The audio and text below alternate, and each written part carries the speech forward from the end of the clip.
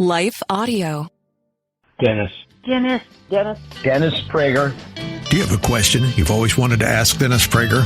Well, now's your opportunity. For upcoming Ask Me Anything episodes of Timeless Wisdom with Dennis Prager, we're inviting you to leave Dennis a voicemail. He'll personally answer selected questions, and your question could be featured on a future episode. Whether it's about faith, morality, politics, history, relationships, happiness, or simply navigating life, Dennis would love to hear from you. Just call 877-243-7776 and leave your question. Oh, and be sure to include your first name and where you're calling from. That's 877-243-7776. While we can't feature every question, Dennis will listen to every voicemail. So call today. You may hear Dennis Prager answering your question on an upcoming episode of Timeless Wisdom with Dennis Prager.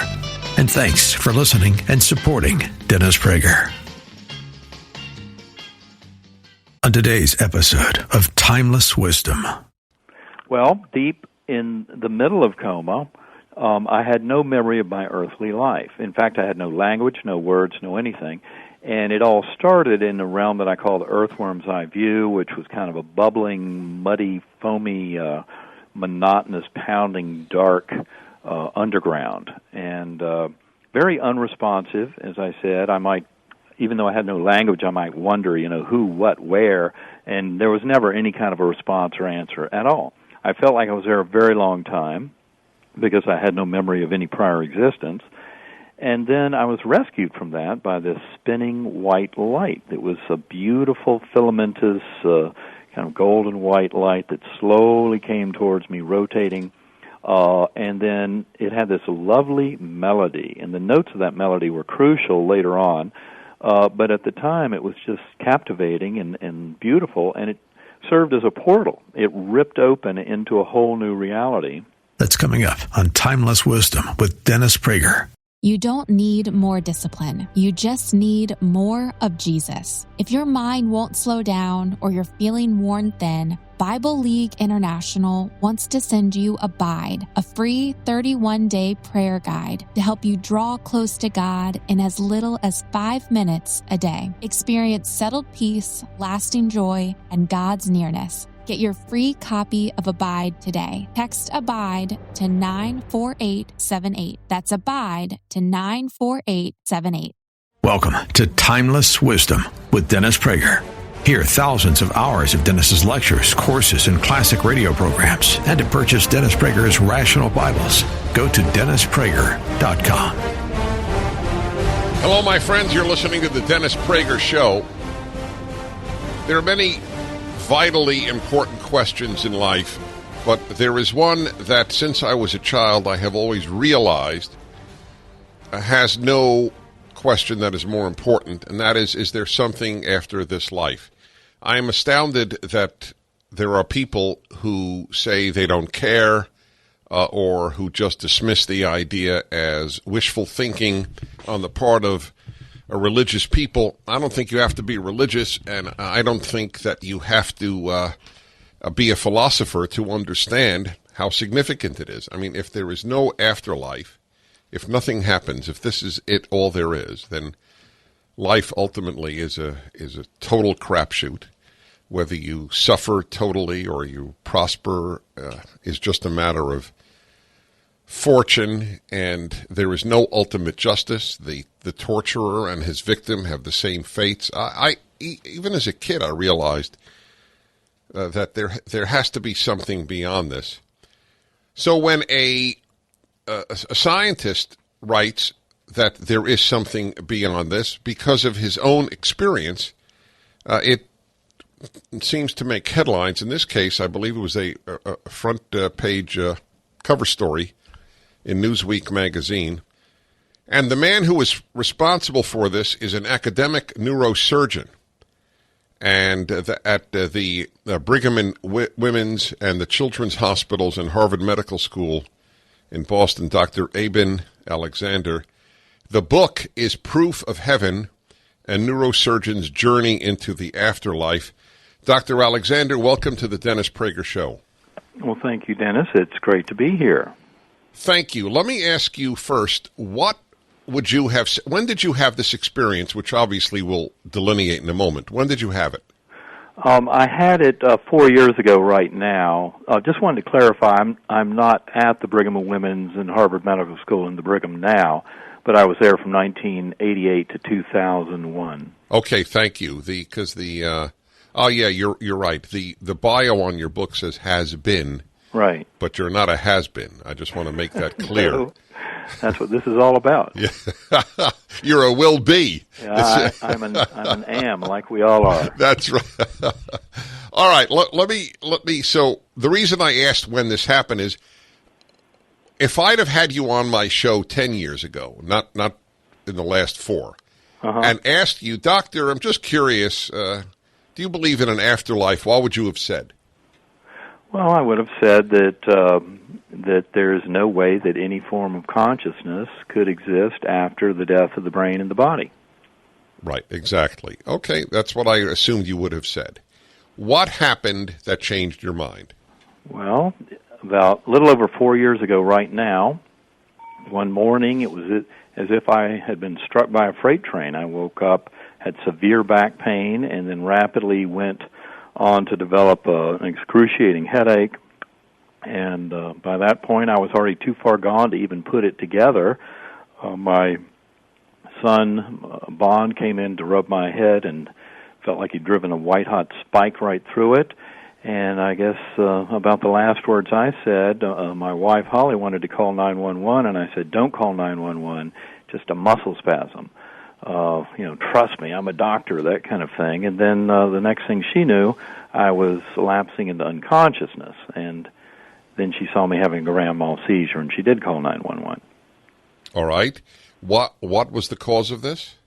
Well, they took me off to the ER. I was already in coma, but I was very quickly suspected to have acute bacterial meningitis, and in fact, they confirmed that. And I was put on a ventilator in an ICU for the next 7 days. I was deep in coma from before the ambulance even got to our house. Don't remember anything of those 7 days from the earthly realm.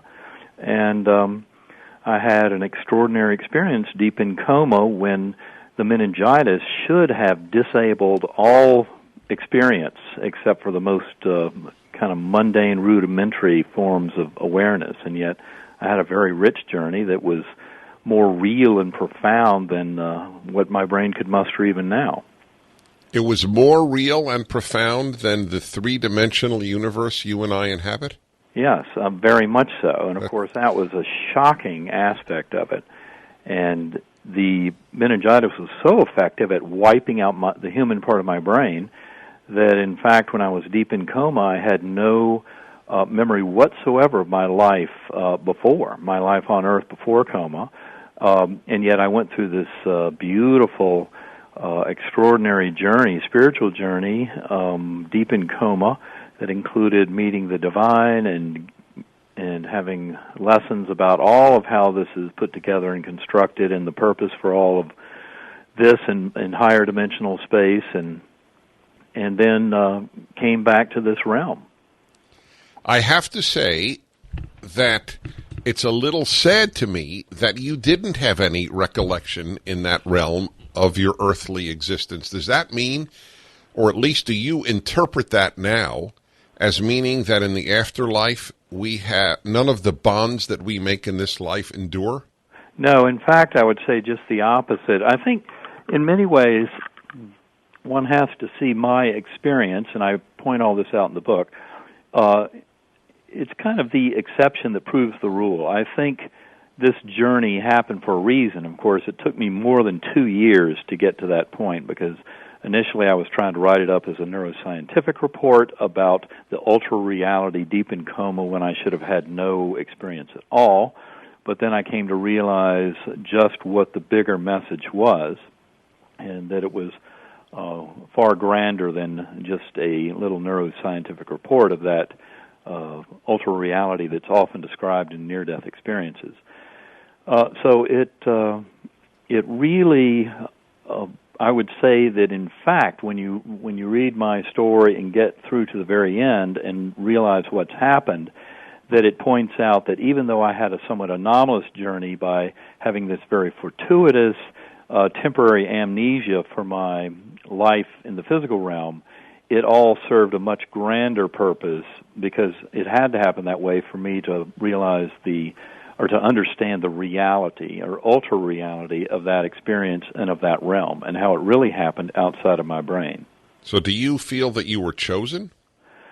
Well, like I said, it took me more than 2 years to finally get to a point where I thought, well, maybe this did happen for a reason, although I resisted that tremendously for a long time. I mean, especially when it was all about writing this up as a neuroscientific report and discussing it with my colleagues, trying to come up with explanations for how this might have happened in my brain, which is what I thought. When I first came back, I was stunned by the experience, just like everyone is.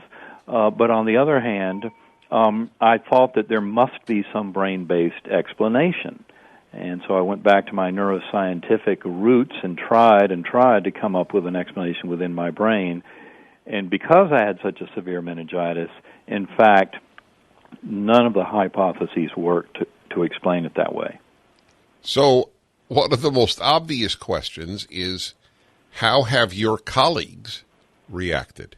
Well, I would say there are two kind of scenarios where they seem to respond pretty favorably. One is if they are at all versed in consciousness. And I can tell you I had to learn a lot about consciousness far beyond what I ever had to know as a neurosurgeon. Because in neurosurgery, there are a few things that we know, and we certainly think we have a good idea of the kind of things that turn off consciousness. But you have to remember that we've been using general anesthesia for over 150 years, and yet we have no clue how general anesthesia works to turn off consciousness.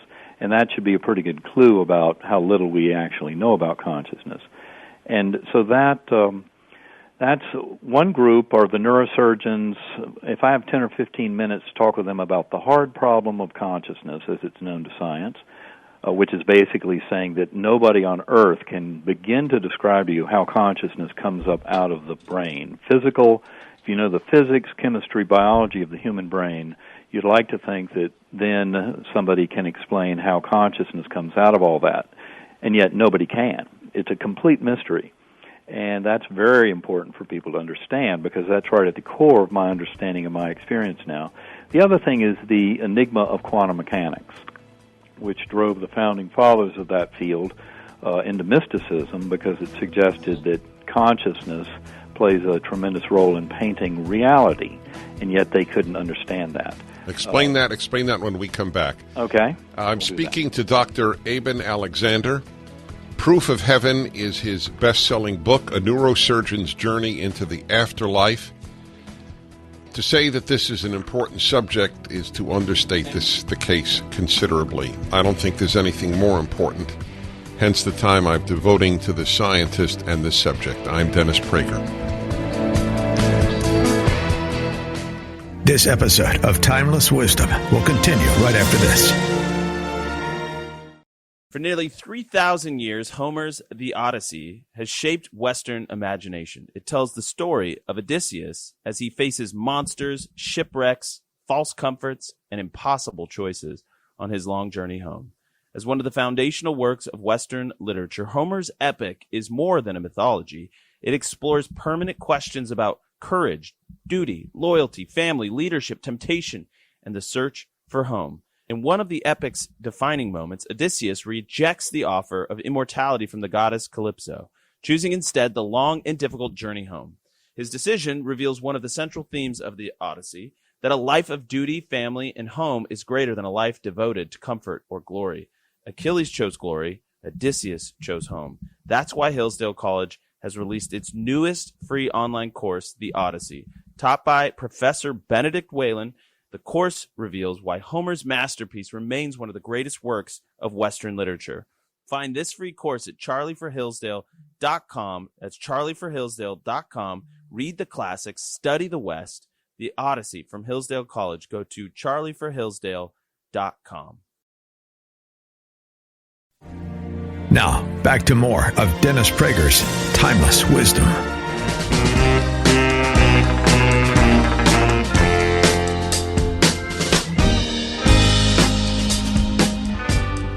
You're listening to the Dennis Prager Show, and I am speaking to Dr. Eben Alexander.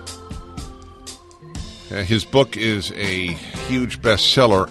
I don't normally have the authors of bestsellers on because they're usually not significant books. It just works out that way. This, however, is both a bestseller and a significant book. It's titled Proof of Heaven, a Neurosurgeon's Journey into the Afterlife. And again, I just want to bring my listeners up to speed here. You are a neurosurgeon, and you were affiliated at the time. Is that right? At the time you were, or you had already left Harvard? Actually, I had left Harvard. This is 4 years ago. I was working as coordinating global research in focused ultrasound surgery for a foundation that was supporting that very innovative technique. And you would have greeted a book by another neurosurgeon. You would have greeted this book with skepticism. Is that correct? Right. I mean, I would say that if a patient had told me this before, had told me the story that I tell, I would have assured them that they were very sick and that we didn't think they were going to survive and not to take any of it seriously. But the important thing is that by seeing all that I saw within and seeing that ultra reality for all that it's worth, and then especially finding out just how sick I was with the meningitis and realizing there were certain clues about when certain events occurred and when these memories formed in my brain, I realized that this was very real and that the experience was real, and came to realize how a large number of these near-death reports and afterlife reports going back 3,000 years occur in a real place. It's outside the physical universe. They don't happen in our brain.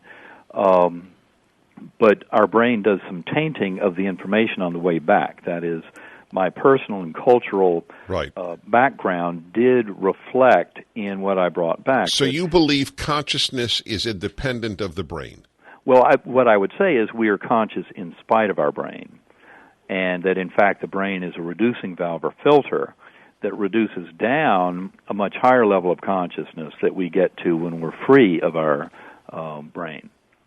For instance, when we die and leave the brain and body behind, we are actually reunited with a much higher form of consciousness, which was really about the only way to explain my experience once I'd eliminated that it had happened in my brain. Were you religiously active prior to the experience? I had grown up in a Methodist church and wanted to believe in an afterlife and God and prayer. Used to say prayers with my sons. But I would say after 20 years in academic neurosurgery, I didn't see any way that consciousness could survive death of the body and brain. And I'd kind of given up on that, and also I was adopted, and I had a kind of a psychic trauma around that and a rejection by my birth mother in the year 2000. I didn't realize till later, but that rejection basically crushed any hope of a personal loving God or of prayer. So for 8 years before my experience, I did not believe at all in a personal loving God or in any kind of benefit of prayer. That's fascinating because it's a separate issue entirely, and I'd love to talk to you about that on another interview. Because I'm very interested in this subject on many levels because I don't believe that blood matters. I have an almost radical belief in that matter. I believe love matters far more than blood. And it does. Right. All right, fair enough. And usually it's girls who are more preoccupied with their adoption than boys. Right. So, well, I had gotten used to the fact that my birth mother was out there somewhere and did not want to reunite, and I thought that was fine. I looked for when I was younger, and North Carolina had pretty strict laws, and there was no sign that she wanted to reunite, so I let it go. It was actually my older son, who in 2000 was in the 6th grade doing a school project on family genealogy, that got me back into it, and he insisted that I write another letter to the children's home and try and find her. Did you? And I did, and of course I was kind of shocked at what I found out, and that's part of what I report in the book. Yeah, that's usually what happens. All right. Anyway, it's fascinating because one of my children is adopted, so it particularly fascinates me. But we'll have to leave that subject for now. So you had this experience, and now, obviously, before time eludes us, what did you experience? Well, deep in the middle of coma, I had no memory of my earthly life. In fact, I had no language, no words, no anything. And it all started in the realm that I call the earthworm's eye view, which was kind of a bubbling, muddy, foamy, monotonous, pounding, dark underground. And very unresponsive, as I said. I might, even though I had no language, I might wonder, who, what, where, and there was never any kind of a response or answer at all. I felt like I was there a very long time because I had no memory of any prior existence. And then I was rescued from that by this spinning white light. It was a beautiful filamentous, kind of golden white light that slowly came towards me, rotating. And then it had this lovely melody, and the notes of that melody were crucial later on. But at the time, it was just captivating and beautiful, and it served as a portal. It ripped open into a whole new reality that was far more real than where I had been, and by comparison was more real than even this earthly realm. But of course I didn't know that at the time. I just knew what I was seeing at the time, and it was going up into a beautiful, brightly lit valley with flowers blossoming, buds opening, millions of butterflies. In fact, I had no body awareness, but I was a speck on this butterfly wing, and beside me was this beautiful girl. And the most comforting thoughts came from her, even though she never said a word, but looking at me with this lovely smile and sparkling blue eyes. You are loved, you are cherished deeply and forever. You have nothing to fear, and there's nothing you can do wrong in this realm. What does that mean? You can do nothing wrong in which realm? Well, what it meant at the time was that you could do nothing wrong in that spiritual realm. Because not on Earth. You can. A lot of people get all bent out of shape. Yeah, I do.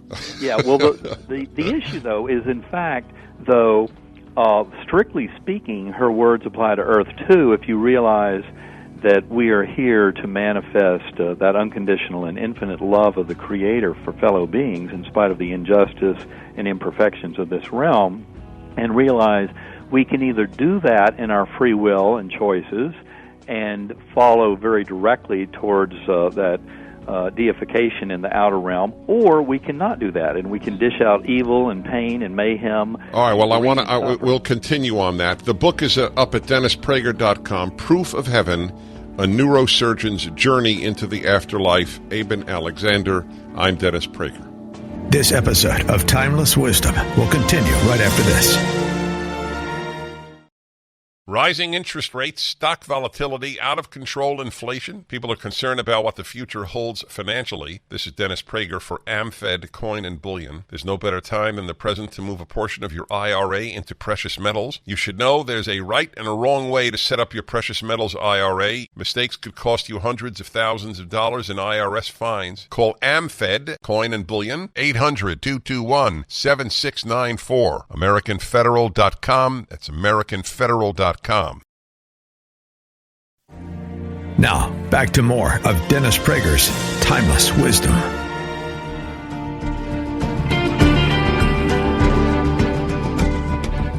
I'm Dennis Prager, and I welcome you back. I'm speaking to a neurosurgeon, Dr. Eben Alexander, 15 years at Harvard Medical School, where he practiced his neurosurgery. The book is Proof of Heaven, A Neurosurgeon's Journey into the Afterlife. He was struck suddenly with severe meningitis. The part of the brain involved with consciousness was, to use a layman's term, I guess, turned off, and he went into a coma for a week. But he had an experience during that time which confirmed for him the afterlife. The message you got, let's review that again. The message you got was you are loved. Right. You are loved dearly forever. You are cherished. There is nothing you can do wrong. This and again, by nothing you can do wrong, it was, strictly speaking, it was in that realm. Because one can definitely do plenty of wrong in this realm, as we were discussing. And in fact, the whole purpose for our existence is to manifest that free will and do the right thing in this realm, which has everything to do with forgiveness and compassion and serving as a conduit for that unconditional love out to our fellow beings in this very imperfect and unjust realm. Here's it's not an odd question, but it may be one of the few you have not been asked. But I mean it sincerely, because I do think about this issue, obviously. Could you imagine that experience for eternity? And I'm going to ask a very earthly question. Might it not get boring after 10,000 years? Okay. Well, I'm glad you brought that up, because one of the most crucial features of this is to realize that from that outer realm, and this was very apparent to me, from the beginning, I went through that gateway, the beautiful kind of earthly place with the beautiful girl and the butterfly, and seeing angels and these pools of water and people dancing, souls dancing below us. That was a gateway that was somewhat tainted by my brain when I came back and overlaid these kind of personal and cultural flavors onto my memories. But from there, it was outside of this universe, outside of the higher dimensional multiverse, and outside of all of time.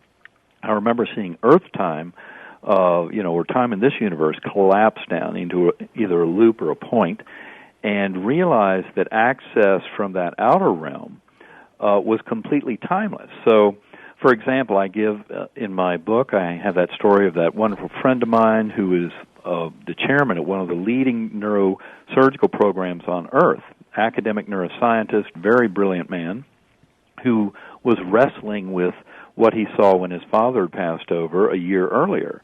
And he knew that his father saw the soul of his own mother, the grandmother of my friend, who had passed over 65 years earlier. Now, what I can tell you is she wasn't sitting there watching the watch for 65 years waiting for that to happen.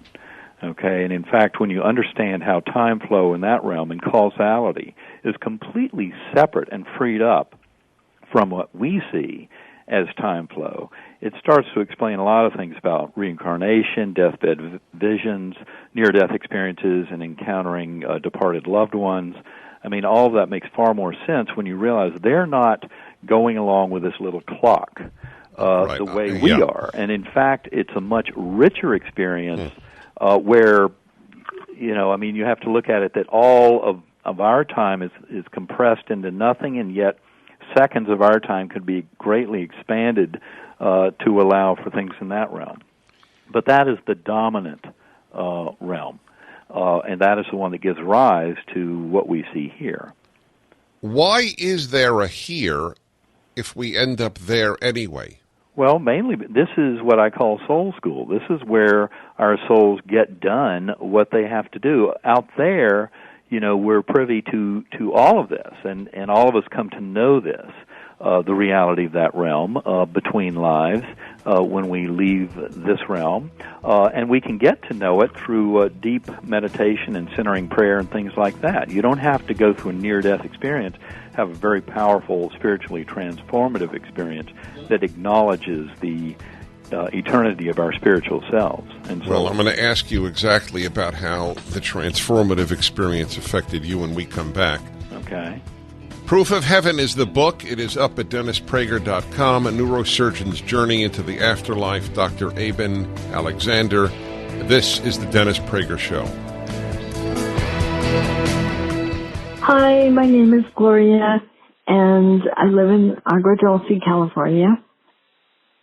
I was driving home one night, and you came on, and I was late, very late.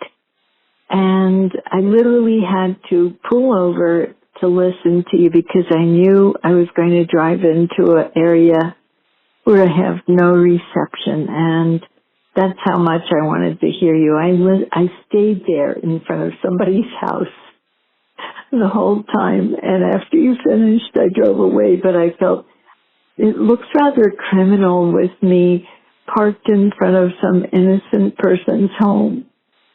But we miss you, and we'll be happy when you come back. But I liked hearing these also. Yes, because I haven't always heard everything you've done. And so keep getting better and well and able to do things so that you can come back. Are you enjoying Timeless Wisdom? We'd love to hear from you. Call 877-243-7776 and leave a review, share your thoughts, or just even an encouraging word for Dennis. Your voicemail might just make it on the show. That's 877-243-7776. That's 877-243-7776. Thanks for listening and for your support. A neurosurgeon, 15 years at Harvard Medical School. Proof of Heaven is the book.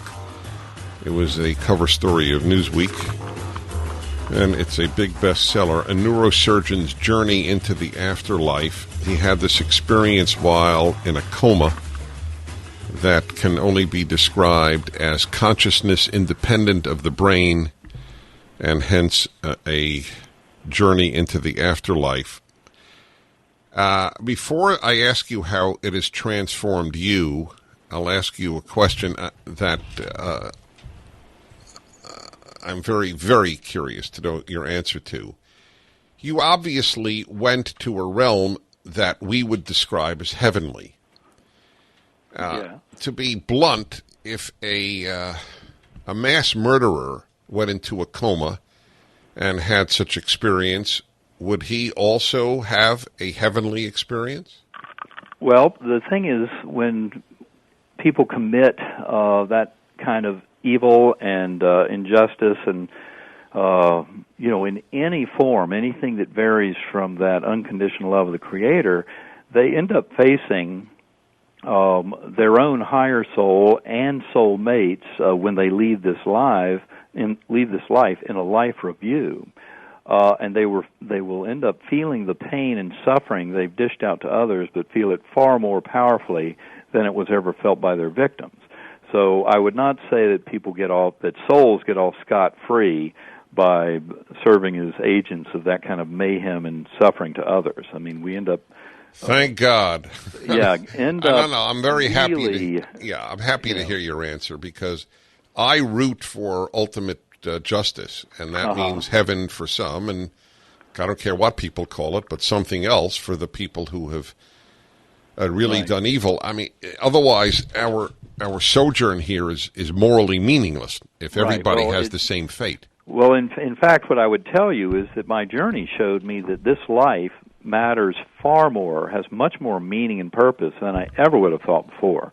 And, realizing that our souls are eternal, and that it's not all about this kind of materialist mindset that everything is between birth and death and that's all there is to it, that we actually find that our reason for being here is far more important, and it has everything to do with manifesting that forgiveness, compassion, and that unconditional love of the Creator in everything that we do in this realm. And that is the only way that we actually progress as souls in that higher realm.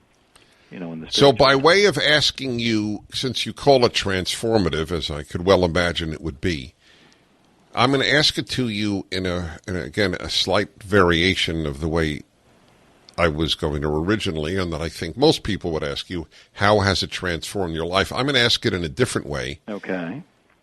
Looking back, how would you have led your life differently had you had this experience 20 years earlier?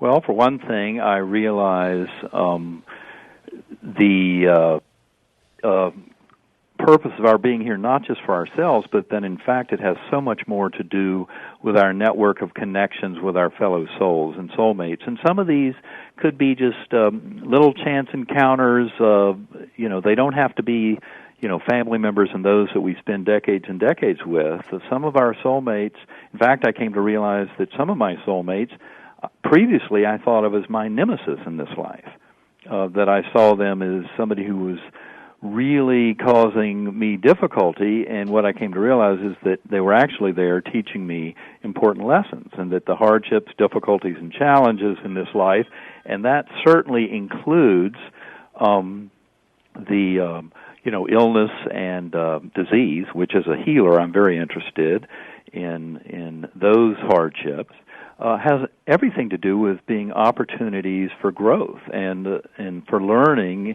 And sometimes they're very difficult. I'm not saying that things are easy, but that some of these hardships and difficulties are actually there for that very reason. Are necessary. That we are here to learn those lessons they have to teach. Right. And that's what this life is all about, here all right, on this side of the veil. So now we'll go from henceforth. So how have you been transformed? In what way? Well, it basically has changed everything about the way I see everybody around me, the way I see myself, see family, see others, very much knowing the not just the physical, mental, emotional, but especially the spiritual aspects of each and every one of us, seeing each and every one as an eternal soul, knowing how reincarnation is important, and that, in fact, learning is not just limited by, okay, well, when you die, that's all gone, because, in fact, we bring back, and some of this knowing, back into our future incarnations, of course. So wait, all right. Well, that's a new issue here, is it not? Whether you can believe in an afterlife without reincarnation. Well, for me, it was absolutely clear that my experience was proving consciousness that is a much richer when freed up from the brain and body, and implying very strongly eternal life of spirit and soul.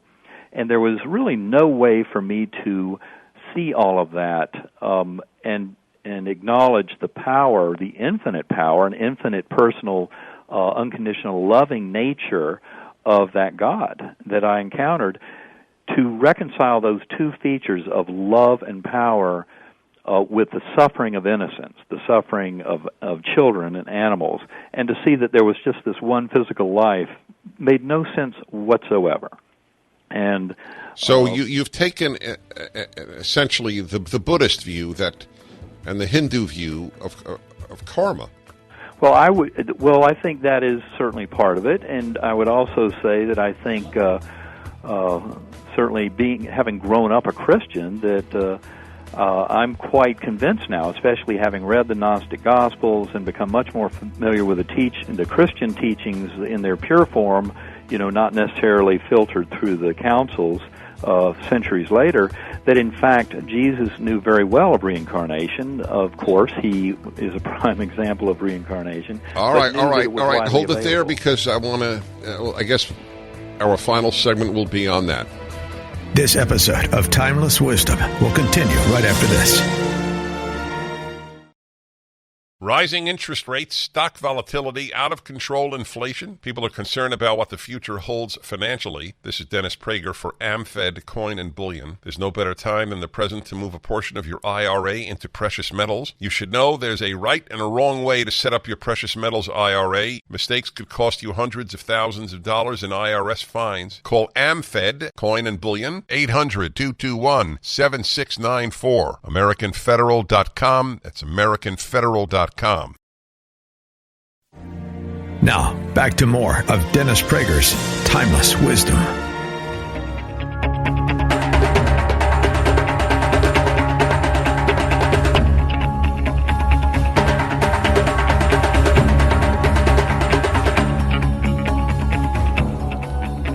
I'm Dennis Prager, and it's gone very fast, which is a credit to my guest. Proof of Heaven is his book. The subtitle, A Neurosurgeon's Journey into the Afterlife. It's exactly who he is, a neurosurgeon who has journeyed into the afterlife. He would have been skeptical of his own book had he not experienced it. Eben Alexander is the doctor's name. And we just have a couple of minutes, literally, and you added this fascinating addition, to be redundant for a moment, and that is that the consciousness that outlives our physical body, which otherwise we wouldn't have such a thing as, obviously, as a mind and as an afterlife. But it also, we do revisit this world. That's what reincarnation is, and that is how you have come better to explain the suffering of children, etc. Is that correct? Right. That there's no way. I mean, for one thing, going on the journey I went on, and seeing that power and the unconditional love in its strength, because people don't really know it unless they've been there, just how powerful that really is. It explains everything about our religious writings, but often in a different way than we interpret. But seeing that intense and very personal love of that Creator for each and every one of us explains so much, and especially that reincarnation had to be there, because there was no way to see the suffering of innocents, children, animals, etc., if it was just that one single pass through. And there was no way to see an eternal hell. Eternal hell made no sense whatsoever from that all-powerful Creator, because it was far too imperfect. Wow. So finally, do you treat people differently as a result of this? Well, totally. I mean, it has everything to do with seeing that much higher purpose, realizing that we are here to learn, we are here to face the hardships, difficulties, challenges, disease, illness, and to do it in a fashion that manifests that wonderful love of the Creator. And in fact, it has so much to do, for instance, with people who are bereaved or grieving, with knowing how that personal love for each and every one of us is so deep that that's what drives that wanting on the behalf of God for us to not forget our connection to the divine. And I make that point, I hope, clearly in my book, and talk about my own adoption story and how that served to offer up some lessons that were very powerful. You will have a lot of new readers as a result of this. Proof of Heaven, a neurosurgeon's journey into the afterlife. Thank you for your book, Doctor, and thank you for your time. Thank Tomorrow you. People can on Timeless Wisdom with Dennis Prager. All right, everybody. Welcome to the Dennis Prager Show, the Happiness Hour, come hell or high water. And there's a lot of the former going on. We talk about happiness. That's right. Happy people make the world better. Happy people make everything better. A happy producer makes a better show. A happy engineer makes a better show. A happy intern makes a better show. Just to give things off the top of my head. Yeah.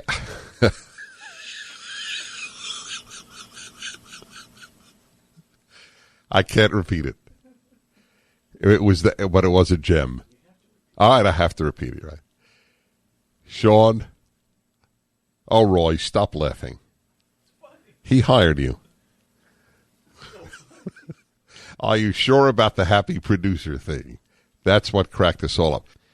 Today, it is about a theme that cannot be stated often enough, and that is about not keeping all your happiness eggs in the same basket. Join us tomorrow to hear more on Timeless Wisdom with Dennis Prager. Visit DennisPrager.com for thousands of hours of Dennis's lectures, courses, and classic radio programs, and to purchase Dennis Prager's Rational Bibles. We want to take just a second to thank the team at Life Audio for their partnership with us on the podcast. Go to lifeaudio.com to find dozens of other faith-centered podcasts in their network, including shows about prayer, Bible study, parenting, and more.